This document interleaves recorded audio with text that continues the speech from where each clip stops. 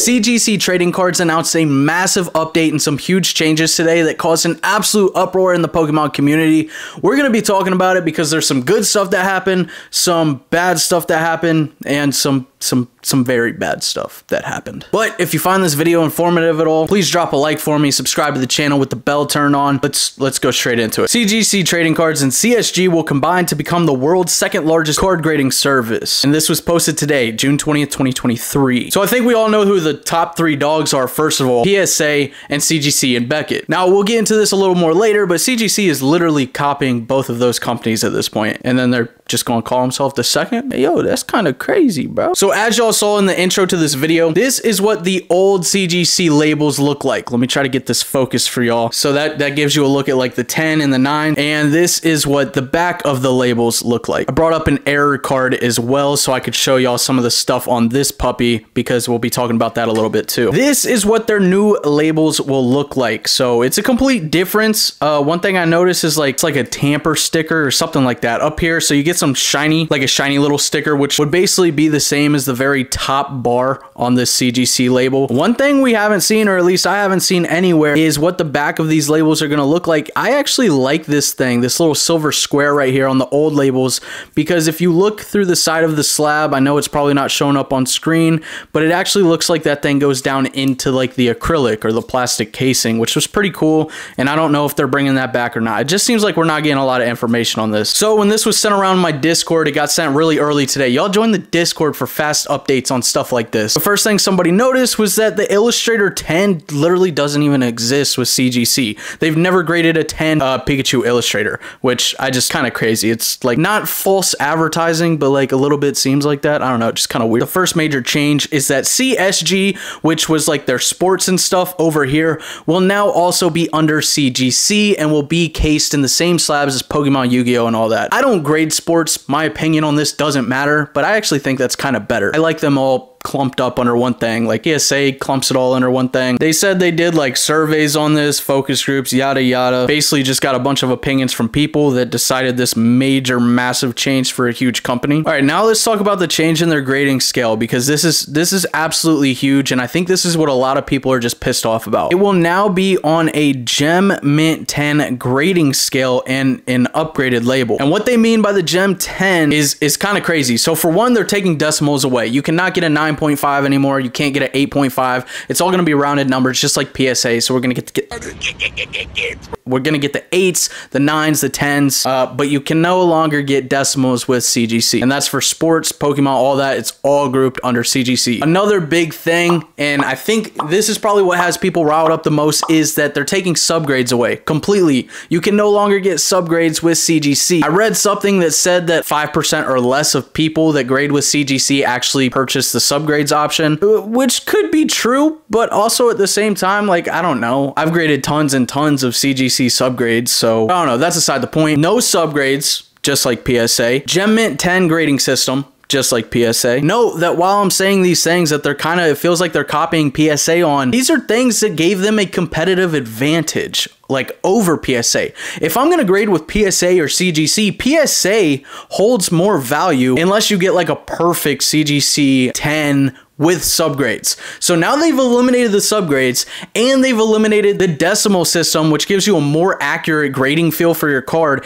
It just feels like, why would I still grade with CGC? So I guess there's one point we can talk about on that, and it would be like error cards for sure. That would definitely still be a reason to grade with CGC. But in my opinion, I just think they're eliminating more factors of why other people might want to grade with CGC. Me personally, I'm probably only grading with them now if I have an error card. That's it. If not, I'm going to go to PSA because that feels like the standard for Pokemon cards. It holds the most value. Beckett also holds value, but the black label, which holds the most value, is very, very, very hard to get. Then on top of that, this one makes me so mad. If y'all look at this, Arceus right here, if you look at the top, it literally says perfect 10 and has the subgrades, which was cool. Do you guys like slabs? PSA, Beckett, not the new CGC, the old one. Yo, Kylie, what was that? What? At shinyvert.com, you can get mystery slabs, Pokétier slabs, great slabs, ultra slabs, and master slabs. Tell them what they can win every month. Oh, slab. Look at that. Pretty nice. pretty nifty. Make sure you lock in your orders so you guys can get your hands on the old CGC slabs. Kylie, what the hell did you eat today? What are you talking about? ShinyVert.com. And it says perfect, meaning that this card is absolutely perfect. Back, front, everything, it's a perfect card. You can no longer get a perfect 10. How does this make sense? They've completely eliminated perfect 10s, and now it's going to be called pristine. What pristine used to be with CGC, if 3 of these numbers were 10s and 1 is a 9.5, you can get pristine. Now, on a perfect 10 that you get with them, they're calling it pristine. So it really feels like we're not getting perfect cards. It feels like it's impossible to actually have a perfect all-around 10 card. My guess is that this change will make the value of these suckers go up a ton. I don't know, just a guess. But yeah, you can no longer get perfect 10s with CGC. One thing to note, you will no longer have to have a paid membership to submit cards for grading. That's actually pretty cool. But they're gonna have additional privileges starting at 25 per year. So sounds like the same thing PSA does. You get a PSA membership if you grade a lot of cards with them. It'll ultimately be cheaper in the end, but if you only want to grade 2 to 3 cards, well, you can do so. That's probably like a good business move for them, but I don't know, it just feels like they're taking everything that PSA does. All right, this is the thing that makes me the most mad by far. I absolutely hate this so much. A 9.5 CGC slab with this update, you can send that 9.5 into CGC right now and it automatically becomes a 10, a gem mint 10 with CGC. I just don't like that at all for many reasons. The number one reason being, I don't know if y'all know this, I think every one of the top 3 grading companies has this somewhere like in their policies or something like that. Let's say I got a little ding on this slab, right? And it's not even, it doesn't even have to be a ding, but let's say that it's a small little ding right here, doesn't affect the card whatsoever. Well, just because the card is in this case and the card can move around and stuff, and over time the card could get damaged. If I want to get this re-slabbed by them, I might not have a perfect 10. I might not even have a 10 at all. So if I set this card back to CGC right now before the update even takes place, this card could literally come back a 9. Probably unlikely, especially if they see the grade and see the perfect 10, but they have it in their policies that this card can go down even in the case the whole time. They can still grade the card lower. So how is it that, let's say this is my 9.5 right here, I've had this for 6 months too, I can send this one before the update and it can go down, and then I can send any 9.5 in the world, right? And it just automatically goes to a 10. How does that make any sense, bro? That one's killing me. Here's some mint 9s right here. So obviously the labels all look the same unless you get the pristine 10 that we talked about a little bit earlier. So this is the new perfect 10. It's the pristine 10 with CGC. It's got like the gold looking label. This is what the old one looked like, and that's what it's gonna look like now. The thing is that pristine 10 doesn't mean that it's 10 subgrades all around like it used to with the perfect 10. The pristine 10, I think it would just mean that these are 10s and they're not gold. The difference is that they don't have subgrades, but like behind the scenes, I guess if it ranked a 10 in 3 or more categories, it would get this pristine 10. I mean, even that's weird, bro.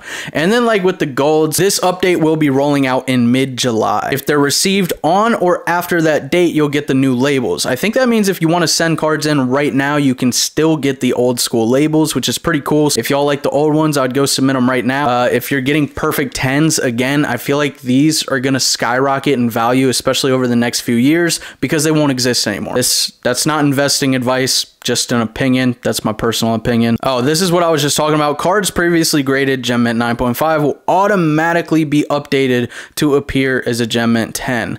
That just, it blows my mind, bro. Oh, also that reholder thing, it will cost $5. So if you do have 9.5s and you want to send them in, you still have to pay the $5. It feels like CGC is going to become a lot easier to grade with. And this was another reason I used to like grading with them, because Beckett, I think Beckett, it's safe to say they're probably the hardest grading company. CGC was a second for me and PSA is third, which is weird. PSA is still the industry standard and like holds its value really well, even though they're easy. But I feel like CGC is taking a step down to match PSA. I think they're going to be the same as PSA, and PSA gets tons of complaints with how off their grading can be sometimes.